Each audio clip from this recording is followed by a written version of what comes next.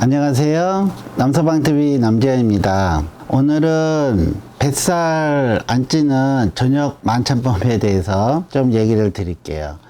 왜냐하면요, 사실 저도 살을 좀 빼려고 하던 시절에 제일 걱정되는 게 저녁 약속 시간이에요. 저는 아침은 안 먹는 습관이어서 점심은 먹는데, 점심도 제가 이제 도시락 싸와가지고 간단하게 이제 먹고 제가 양을 이제 조정할 수가 있거든요. 근데 저녁 자리는 잘못하면 조정이 안 돼요. 한순간에 또 많이 먹었다가는 한 달 또 고생하거든요. 그렇다고 뭐 저녁 자리를 피할 수는 없고, 그래서 이 저녁 자리 가는 게 사실은 참 걱정이 많았어요.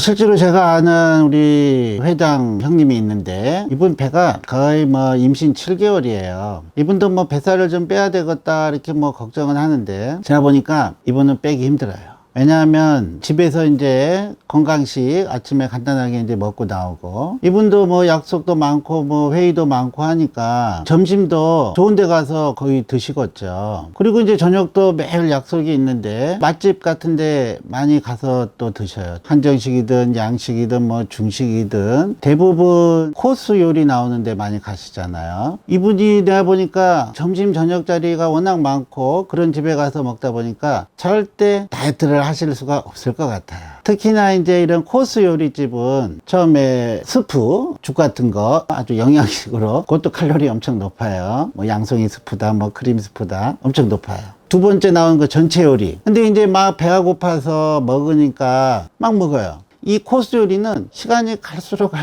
메인 요리가 나오다 보니까 더 맛있는 것들이 나오거든요. 배가 고프잖아요. 뭐 한 2시간, 3시간에 걸쳐서 식사를 하다 보니까 전체 요리도 먹고 중간 요리도 먹고 또 메인 요리도 또 먹고 나중에 또 디저트도 먹고, 이걸 2시간, 3시간에 걸쳐서 먹고 이때 허기진 가운데서 먹으니까 다 먹게 돼요. 저도 그런 데 가가지고 이렇게 먹다 보면은 진짜 배 나와요. 예, 그래서 이 코스 요리는 참 안 좋다. 저는 그래서 막 가면은 막 어떻게든 음식 좀 빨리빨리 데우라고 막 하는데, 그렇게 되나요? 또 미식가들은 그렇게 금방금방 요리해가지고 갖고 오는 요리 이런 걸 좋아를 하니까 그런 코스 요리집을 선호하겠죠. 제가 뭐 이런 코스 요리집을 어떻게 저렇게 나쁘다 얘기하는 건 아닙니다. 제가 오늘 얘기하는 거는 뱃살을 좀 빼려고 하고 걱정되는 분에게 한정된 얘기입니다. 코스 요리집 제가 나쁘다고 하는 거 아니고요. 얼마든지 미식가 분들은 이용하셔도 됩니다. 하여튼 제가 보기엔 이 회장님 형님은 좀 힘들어요. 그래서 저는 제일 좋은 이 저녁 만찬 장소를 한정식 집으로, 코스 요리 나오는데 말고요, 그냥 딱 한상 차림 나오는 거를 굉장히 좋아해요. 왜냐하면요, 우리 조상들은 그렇게 먹었어요.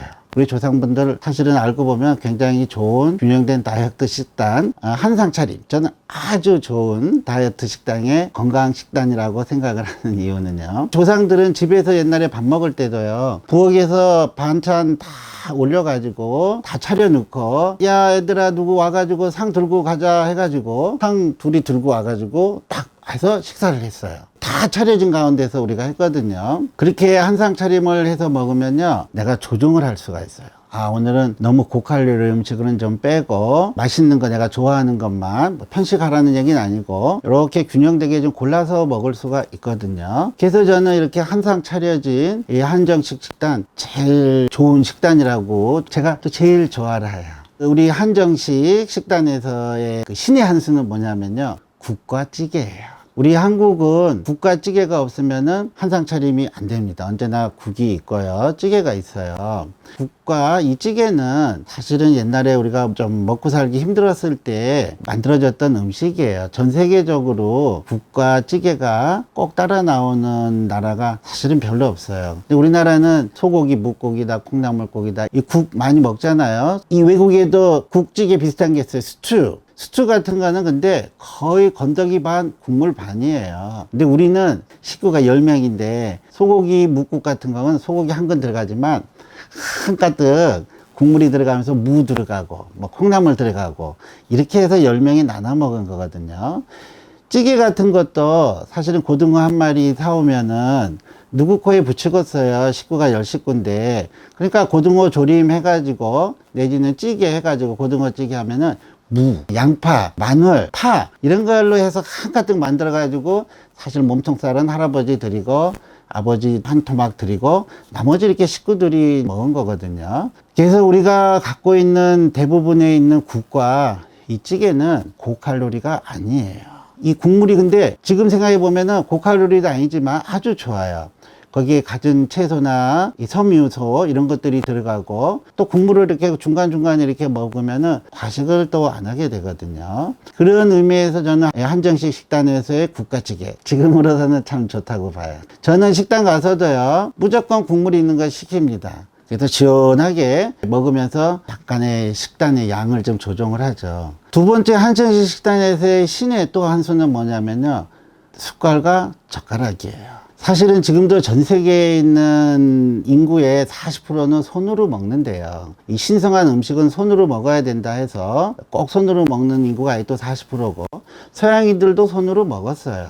근데 14세기, 15세기 들어오면서부터 막 고기 같은 걸 먹다 보니까 손으로 막 자를 수가 없잖아요. 그러다 보니까 이제 포크랑 칼이랑 그게 들어오기 시작을 해서 이제 주로 17세기, 18세기 들어오면서 보편화가 됐다 해요. 근데 그거는 먹을 게 많으니까 칼로 썰고 하지. 젓가락 쓰는 나라는 전 세계에서 4나라밖에 없습니다. 중국, 일본, 한국, 베트남. 여기가 인구 밀도가 엄청 높아요. 그래서 먹을 게 그렇게 손으로 막 주워 먹고 막 칼로 째고 할 게 별로 없어서 사실 이제 젓가락을 사용을 하지 않았나 그런 생각이고요. 숟가락을 꼭 필요로 하는 나라는 한국밖에 없어요. 일본 아시죠? 밥도 이렇게 먹죠. 중국 식당 가도 숟가락 수비나 먹을 때 잠깐 나오지 대부분 숟가락 없어도 밥 먹고요. 한국은 숟가락이 없으면 못 먹어요. 아까 얘기했듯이 국과 찌개 때문에 그런 거거든요. 근데 물론 이 숟가락으로 밥을 막 웅텅텅 먹고 반찬을 숟가락으로 막 이렇게 퍼서 먹고 하지는 않잖아요. 우리의 숟가락의 주 용도는 국물이에요. 국물을 떠먹기 위해서 이제 우리가 숟가락을 했는데 이 숟가락 젓가락을 사용을 하다 보니까 한꺼번에 그냥 왕창 먹지를 못해요. 언제나 조금씩 이렇게 먹게 되거든요. 이게 과거에 어떤 식으로 이렇게 됐는지 모르지만 제가 이제 이렇게 봤을 때는 지금 우리 뱃살 나온 사람한테는 굉장히 좋은 식습관이다 이렇게 생각을 해요. 그 다음에 이 한정식이 이제 식단으로 해서 이렇게 막 나오면은 옛날에는 뭐 그렇게 반찬이 많지 않고 했으니까 이제 남기면은 야, 벌 받는다 하고 막 했는데 사실은 지금은 음식은 남겨도 돼요. 어차피 음식물 쓰레기 하지만 그 음식을 다 먹음으로 해서 뱃살이 더 문제가 된다면 건강상에 더 문제가 되거든요. 근데 제가 얼마 전에 중국을 한번 갔더니 중국 사람들도 이 엄청나게 식사를 시키더구만요. 그래서 원탁에 음식을 충분히 막 10여 종류 이상 시켜가지고 테이블 빙글빙글 돌면서 자기가 필요한 거를 이렇게 참 먹잖아요. 저는 아주 좋다고 보는데 근데 제가 놀란 거는 이 중국 사람들이 어마어마하게 시키는데 음식을 다 싹싹 비면은요 초대한 사람이 부끄러워하고 미안해 한대요. 아 내가 대접을 좀 잘 못해가지고 저렇게 양을 적게 시켜서 저분들한테 좀 부족한 거 아닌가 이렇게 오히려 미안한 마음을 갖는데 그래서 남기는 게 오히려 그 초대한 사람한테는 예의다 이런 얘기를 들었거든요. 근데 중국 사람들이 많이 시켰는데 남잖아요. 다 싸가더라고요.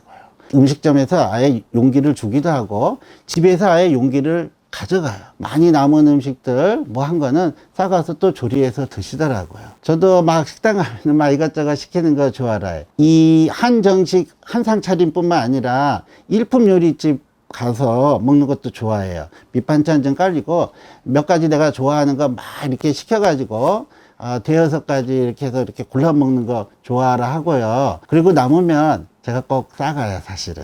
그래서 집에서 조리 좀 해서 데워서 먹으면 괜찮거든요.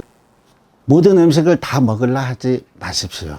남기는 거를 두려워하지 말자. 어차피 뱃살 나오면 건강이 더 문제다. 그 다음에 저는 우리 한정식이 좋은 이유는요. 이 반찬이 지금으로 따지면은 다 다이어트의 건강 식단이에요. 첫 번째, 나물류 많잖아요. 요즘 특히 봄 이게 되면은 막 취나물이다, 쑥이다, 뭐 미나리다, 이제 뭐 부추도 나오고 뭐 고사리도 나오고 딱 그게 제철 음식에 싱싱한 야채인데 칼로리는 엄청 적은 음식들이에요. 거기다가 우리가 나물 같은 거 무치고 뭐 하고 하면은 어떻게 해요? 들기름, 참기름 써요. 아주 우리 몸에 필요한 불포화 지방산이거든요. 한정식이 좋은 이유. 두 번째, 우리가 이런 한정식 한상 차림 보면 김치가 많아요. 그쵸? 물론 배추김치뿐만 아니라 뭐 열무김치도 있죠. 뭐 요즘 봄동이라고 해가지고 또 겉절이도 있죠. 동치미도 있죠. 백김치도 있죠. 김치 종류 엄청 많아요. 김치 저는 좋은 식품이라고 생각하고요. 김치 먹고 살찐 사람 없습니다. 요즘 뭐 김치 다이어트도 하는 판인데요. 이런 여러 가지 김치들 발효식품이거든요. 이것도 우리 몸에 아주 좋아요. 그 다음에 또 우리나라 한정식집 웬만한 데 가면은 해산물들이 많아요. 삼면이 바다잖아요. 생선 쪽이나 어패류 이런 쪽 많은데 실제로 이런 그 해산물 어패류나 생선이나 이런 거는요, 칼로리가 굉장히 낮아요. 생선 한 마리를 통째로 다 먹어도요, 칼로리는 그렇게 많지 않아요. 왜냐하면 수분을 많이 갖고 있어요. 거의 70~80% 이상이 수분으로 돼 있어서 동태 한 마리가 이만하지만 걔를 말려가지고 황태나 하면은 쪼글쪼글 해가지고 몇 분의 1로 줄어들잖아요. 그게 이제 다 수분이 날아가면 그렇게 작아지듯이 굉장히 수분이 많아서 아주 단백질 섭취원으로도 좋지만 칼로리는 굉장히 낮은 편이에요. 우리 한 식당에서 나오는 이런 해산물 아주 좋다고 생각을 합니다. 우리 한정식은 뭐 스테이크나 이런 거는 아니거든요. 장조림이라든가 또는 불고기 같은 걸 하더라도 기름기가 많은 걸 가지고 불고기를 하지는 잘 않거든요. 뭐 장조림 같은 것도 뭐 목살이나 사태살이나 이런 기름기 없는 고기류 같은 게 많이 있기 때문에. 그리고 우리가 밥도 뭐 좋은 데 가면은 오곡밥 같은 거, 예, 여러 가지 잡곡류가 섞인 이런 밥 같은 거 이제 또 나오거든요. 저는 이런 우리 한정식 백반이 한순간에 실수를 저질러서 배가 1인치 이렇게 나오게 하지 않는 데는 참 좋은 식단이다 이런 생각을 하고 저는 참 한정식을 좋아해요. 그 다음에는 우리 또 이렇게 한정식 이렇게 하면 우리 조상님들이 그랬지만 앉아 있으면은 건배를 한 잔 했어요. 그쵸? 자, 이제 식사 나왔으니까 건배 한잔 합시다 해가지고 공복에 한두 잔 이렇게 또 먹잖아요. 간혹 가다 어르신들이나 윗사람 있으면 또 가서 또 술도 한 잔 건네고 이렇게 중간중간에 이제 주거니 받거니 반주도 하고 하면서 그게 또 사실은 과식을 어느 정도 방지시켜 주거든요. 그래서 저는 한정식 식단을 참 좋아합니다. 참고로 제가 아까 서두에도 얘기했지만 고급 이런 코스 요리 이런 거를 나쁘다 하는 거 아닙니다. 제가 하는 얘기는 뱃살이 걱정되고 유지 내지는 빼려고 하는 사람한테만 하는 얘기입니다. 그래서 저는 조상님들이 먹던 우리 아버지 어머니가 먹던 우리 이런 한정식 백반 참 좋아하고 또 여러분들도 너무 칼로리 높은 거 좀 피하시면서 맛있는 거 드십시오. 제가 맛있는 거는 꼭 먹으라 했잖아요. 그래서 먹고 너무 과식되게 다 먹으려 하지 말고 좀 남기고 남으면 싸가고 하셔서 뱃살 걱정 없는 저녁 만찬 하시고 건강 잘 유지하시기 바랍니다. 감사합니다.